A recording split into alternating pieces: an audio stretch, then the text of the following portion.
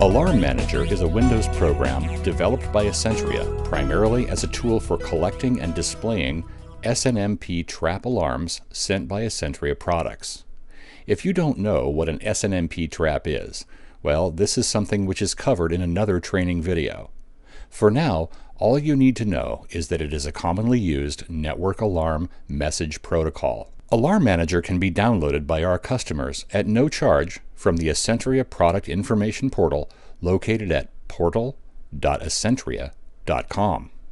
You will be required to create an account and log in to download the software. Alarm Manager consists primarily of a tree view control over on the left-hand side and a list view control on the right-hand side. The basic layout of the tree view includes a folder hierarchy into which sites and site groups can be created and managed. The list view will display alarm records from various sites and site groups, depending on which node is selected in the tree view. Each Asentria site controller sending alarms to Alarm Manager is referred to as a site. While normally a site controller is located at some distant equipment location, during training or configuration, the site controller is most likely sitting right next to you on your desk. In Alarm Manager, we still refer to this unit as a site. Every site controller has, as part of its settings, a site name or site ID.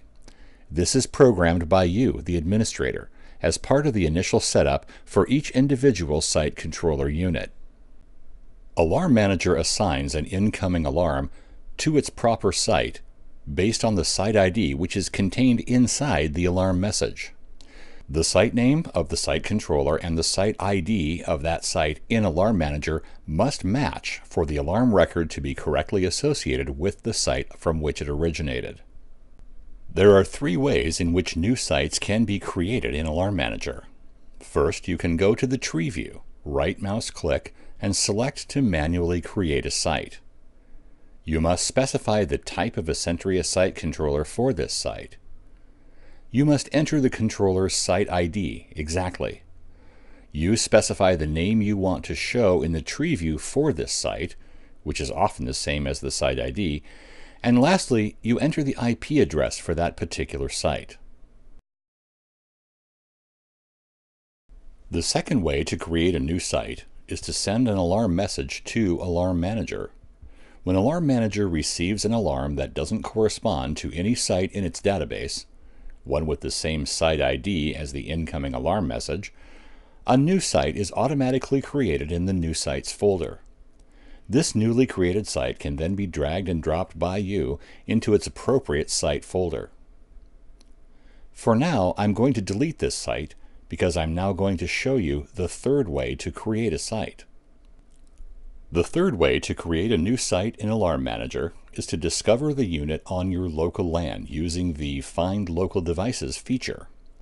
Find Local Devices sends a message on your local network which any Asentria site controller responds to, with a message containing its site name and basic IP parameters. You can then right mouse click on the newly discovered site controller and add that new site to the tree view. The site appears in the New Sites folder, and you can then drag and drop it to its appropriate site group. Alarm Manager makes it easy for you to browse or telnet to the user interface of any of your site controllers.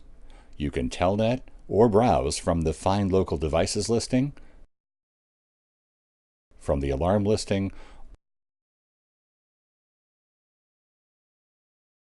or the tree view hierarchy itself. The browser option opens your default web browser to the IP address specified for that site. From there, you can log in and control the operation and settings of that site controller. Here in the web interface, we can see much information displayed. Among many other things, we can see the status of each event sensor connected to the site controller unit, its general system settings, and the Ethernet settings. To log out, we simply close the browser. To do the same with Telnet, you first need to set up where Alarm Manager can find your Telnet application. We use and recommend TerraTerm, a free and popular Telnet application you can download from the internet. To set up Telnet, go to Options, set up Telnet configuration, and then browse to and select your Telnet application. This second field allows you to specify how to pass the IP address to the chosen Telnet application, where the IP address is represented by the %S symbol. In the case of TerraTerm, we just pass the IP address without any other formatting. But if you needed some other command line formatting, you would just enter that here along with the %S symbol. Once this is set up, you can use these same context menus to access your sites from Alarm Manager using your Telnet application. Simply right-click on the unit in Tree View and select Telnet. This launches your Telnet application directly from Alarm Manager. After the Telnet application is launched, you can input the username and password of your unit. Then you can configure or work with your unit, performing whatever needed tasks are required from its command line interface.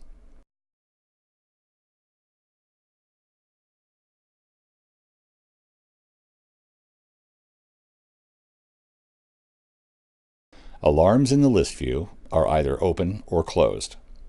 The tree view icon associated with each site is red if that site has open alarms, and it is blue if that site has no open alarms. Alarms can be closed, or reopened, or deleted by selecting one or more alarm records and then clicking the right mouse button and selecting to close or reopen or delete those alarm records. To set up a unit to send alarms to Alarm Manager, you're going to have to know the IP address of your workstation. By clicking on Help, What's My IP Address, you can find out this information. Alarm Manager can be minimized into the system tray of your Windows computer. When minimized, its icon will be red if there are any open alarm records in the system, and green if there are no open alarm records in the system. Alarm Manager has a notification option which can be set to pop up when an alarm message is received. This option can be enabled or disabled either by right mouse clicking on the tree view icon or from the options menu of the application. When an alarm comes in, the pop-up notice looks like this. Clicking on the button in the alarm pop-up notice reopens the application so the new alarm messages can be viewed. One of the special features of the Find Local Devices tool is its ability to discover a site controller connected to your local network, even if that site controller has not yet been assigned an IP address. Using this tool, you can assign an IP to an unassigned unit within the first 5 minutes after that unit has been power cycled. This saves the work of having to connect to the unit via its serial console port in order to assign these same settings. In this example, I've deleted the IP address, mask, and router settings of this unit and then power cycled it. You can see that we detect this unit in our search, but it has no IP address. By selecting the record and clicking the right mouse button, we choose Setup. Here you can enter the IP address, mask, and router settings and then save them to the unit.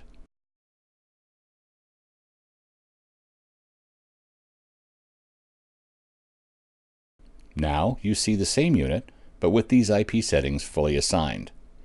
This feature will be very handy, where you have to set up the IP address on your site controllers during the test and configuration stage. This training video is not intended to get into the specifics of how to set up alarms in the site controllers or what options are available via the web or Telnet user interfaces. This is covered in other basic training videos. We're only introducing you to the Alarm Manager application at this point and showing you how it works. Most of our training videos which involve alarms and alarming will use Alarm Manager as a demonstration tool. Therefore, you should be familiar with it. If this is your first time learning about Asentria site controllers and you have not actually set up a unit yet, then you should move on to one of the next videos in this basic video training series to continue your training on Asentria's site controller products. Thank you for watching.